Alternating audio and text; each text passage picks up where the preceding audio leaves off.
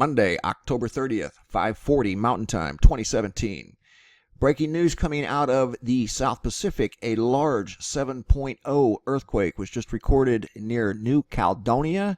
That would be far east of Australia. A little too early to tell. It just happened. If there's any damage or any tsunamis, as the buoys in the area have yet to register a event. They should, being the strength of the quake, but it just happened, so chances are none of this equipment is even registering the data yet. I'm sure it's picked it up, but we just haven't received it yet, as it is not real time.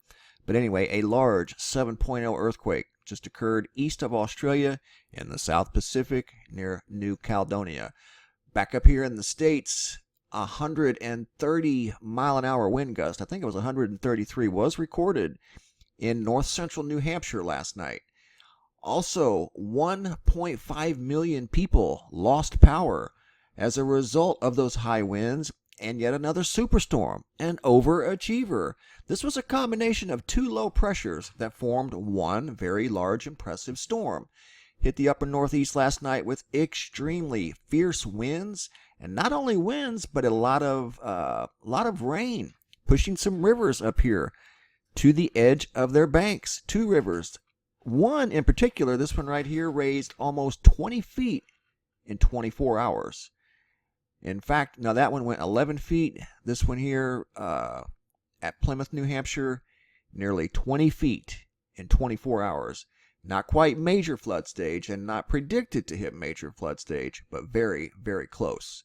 High winds all over the area, like I said, taking out power to 1.5 million people, going 6,000 miles away to Iraq, Syria, parts of Iran, northern Saudi Arabia. A massive dust storm broke out at the same time, or within hours, of the high winds that we saw in the upper northeast of the United States. Some of these winds over here reached 160 miles an hour. Wind gusts created a huge dust storm that put nearly 500 people, sent 500 people to the hospital.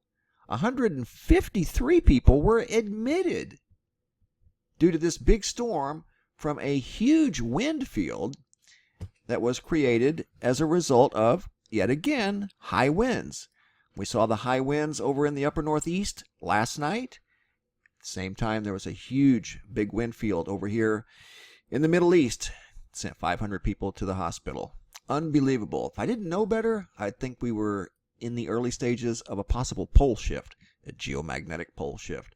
I was told a long time ago that if there ever was a pole shift to occur, one of the first things that you would see would be extremely high winds.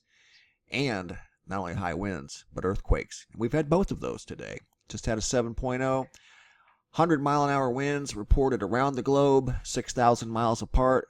Both instances doing a lot of damage. One area sent a lot of people to the hospital due to a intense dust storm. And it's not over yet. These winds are blowing as I do this video. This is a screenshot from today. So these winds are probably still stirring up the dust.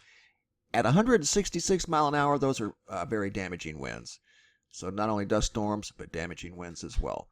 7.0 earthquake just rocked New Caledonia, far east of Australia, not 15 minutes ago. Too early to tell if there's any buoy activity, as we are not in real time, and the seismographs have not picked it up yet.